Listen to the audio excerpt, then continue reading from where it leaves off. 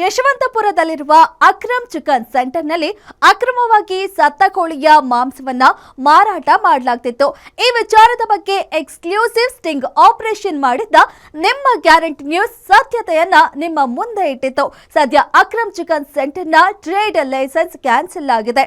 ಇದು ನಿಮ್ಮ ಗ್ಯಾರಂಟಿ ನ್ಯೂಸ್ನ ಬಿಗ್ ಇಂಪ್ಯಾಕ್ಟ್. ಫುಲ್ ಡೀಟೇಲ್ಸ್ಗಾಗಿ ಈ ಸ್ಟೋರಿ ನೋಡಿ. ಸತ್ತ ಕೋಳಿ ಮಾರ್ತಿದ್ದ ಅಕ್ರಮ್ ಚಿಕನ್ ಲೈಸೆನ್ಸ್ ರದ್ದು. ಎಚ್ಚೆತ್ತ FSSAI ಅಧಿಕಾರಿಗಳು ಅಂಗಡಿಗೆ ಬಿತ್ತು ಬೀಗ. ಕಳೆದ ಏಪ್ರಿಲ್ 23ರಂದು ಇದೇ ಅಕ್ರಮ್ ಚಿಕನ್ ಸೆಂಟರ್ನಲ್ಲಿ ಸತ್ತ ಕೋಳಿಗಳ ಮಾಂಸವನ್ನ ಯಾರಿಗೂ ಸಂಶಯ ಬಾರದ ಹಾಗೆ ಮಾರಾಟ ಮಾಡಲಾಗ್ತಿತ್ತು. ಸಾರ್ವಜನಿಕರ ಆರೋಗ್ಯದ ಜೊತೆ ಚೆಲ್ಲಾಟವಾಡ್ತಿದ್ದ ಈ ಹಗಲು ದರೋಡೆಯನ್ನ ನಿಮ್ಮ ಗ್ಯಾರಂಟಿ ನ್ಯೂಸ್ ಪ್ರಾಣದ ಹಂಗು ತೊರೆದು ಸ್ಟಿಂಗ್ ಆಪರೇಷನ್ ಮಾಡಿತ್ತು. ಈ ಸುದ್ದಿಯ ಬೆನ್ನಲ್ಲೇ ಎಚ್ಚೆತ್ತುಕೊಂಡ FSSAI ಅಧಿಕಾರಿಗಳು ತಕ್ಷಣವೇ ಕಾರ್ಯಪ್ರವೃತ್ತರಾಗಿದ್ದಾರೆ. ಅಕ್ರಮ್ ಚಿಕನ್ ಸೆಂಟರ್ನ ಅಧಿಕೃತ ರಿಜಿಸ್ಟರ್ಡ್ ಲೈಸೆನ್ಸ್ ಅನ್ನ ತಕ್ಷಣದಿಂದಲೇ ಜಾರಿಗೆ ಬರುವಂತೆ ರದ್ದುಗೊಳಿಸಿದ್ದಾರೆ. ಅಷ್ಟೇ ಅಲ್ಲ, ದಂಧೆಯ ಮಾಲೀಕನಿಗೆ ಖಡಕ್ ನೋಟಿಸ್ ಜಾರಿ ಮಾಡಿ ತನಿಖೆಗೆ ಹಾಜರಾಗುವಂತೆ ಸೂಚನೆ ನೀಡಿದ್ದಾರೆ.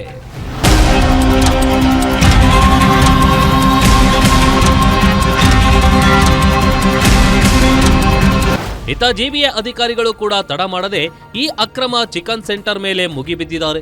ಮಾಧ್ಯಮಗಳಲ್ಲಿ ಪ್ರಸಾರವಾದ ಭೀಕರ ದೃಶ್ಯಗಳನ್ನ ಮುಂದಿಟ್ಟುಕೊಂಡು ಕಟ್ಟುನಿಟ್ಟಿನ ಸ್ಪಷ್ಟೀಕರಣ ನೀಡುವಂತೆ ನೋಟಿಸ್ ನೀಡಿದ್ದಾರೆ. ಸದ್ಯಕ್ಕೆ ಈ ಘೋರ ಚಿಕನ್ ಸೆಂಟರ್ ಅನ್ನ ತಾತ್ಕಾಲಿಕವಾಗಿ ಕ್ಲೋಸ್ ಮಾಡುವಂತೆ ಆದೇಶ ಹೊರಡಿಸಲಾಗಿದ್ದು, ಅಕ್ರಮದ ಅಡ್ಡೆಗೆ ಕಂಪ್ಲೀಟ್ ಆಗಿ ಬೀಗ ಬಿದ್ದಿದೆ. ಆದ್ರೆ ಕಥೆ ಇಷ್ಟಕ್ಕೆ ಮುಗಿಯಲ್ಲ. ಈ ಕಟುಕ ಅಕ್ರಮ್ ಚಿಕನ್ ಸೆಂಟರ್ನಿಂದ ಯಶವಂತಪುರದ ಪ್ರಖ್ಯಾತ ಶ್ರೀ ಮಾರುತಿ ಮಿಲಿಟರಿ ಹೋಟೆಲ್ಗೂ ಕೂಡ ಸತ್ತ ಕೋಳಿಯ ಮಾಂಸ ಸಪ್ಲೈ ಆಗ್ತಿತ್ತು. ಸದ್ಯ ಹೋಟೆಲ್ ಮಾಲೀಕ ತಾನು ಮಾಡಿದ್ದ ತಪ್ಪನ್ನ ಒಪ್ಪಿಕೊಂಡಿದ್ದಾನೆ. ಅಧಿಕಾರಿಗಳು ಹೋಟೆಲ್ನಲ್ಲಿದ್ದ ಚಿಕನ್ ಮಾಂಸದ ಸ್ಯಾಂಪಲ್ಸ್ ಅನ್ನ ವಶಪಡಿಸಿಕೊಂಡು ಹೆಚ್ಚಿನ ಪರೀಕ್ಷೆಗಾಗಿ FSL ಲ್ಯಾಬ್ಗೆ ಕಳಿಸಿಕೊಟ್ಟಿದ್ದಾರೆ. ಲ್ಯಾಬ್ನಿಂದ ಬರುವ ರಿಪೋರ್ಟ್ನಲ್ಲಿ ಒಂದು ವೇಳೆ ಆ ಮಾಂಸ ಮನುಷ್ಯರ ಸೇವನೆಗೆ ಯೋಗ್ಯವಲ್ಲ ಅಂತ ಸಾಬೀತಾದ್ರೆ ಹೋಟೆಲ್ ಮಾಲೀಕನ ಕಥೆ ಅಷ್ಟೇ. ಆತನ ಮೇಲೂ ಕಠಿಣ ಕಾನೂನು ಕ್ರಮ ಜರುಗಿಸುವುದು ಗ್ಯಾರಂಟಿ. ಕಾಸಿಗಾಗಿ ಕಟುಕರಾಗಿ ಜನರ ಹೊಟ್ಟೆಗೆ ಸತ್ತ ಕೋಳಿಯ ವಿಷ ಉಣಿಸುತ್ತಿದ್ದ ದಂಧೆಗೆ ಸದ್ಯಕ್ಕೆ ಬ್ರೇಕ್ ಬಿದ್ದಿದೆ. ಜನರ ಜೀವ ಉಳಿಸಿದ ಸಮಾಧಾನ ನಿಮ್ಮ ಗ್ಯಾರಂಟಿ ನ್ಯೂಸ್ ತಂಡಕ್ಕಿದೆ. Girish Bagur, crime bureau, Guarantee News, Bengaluru.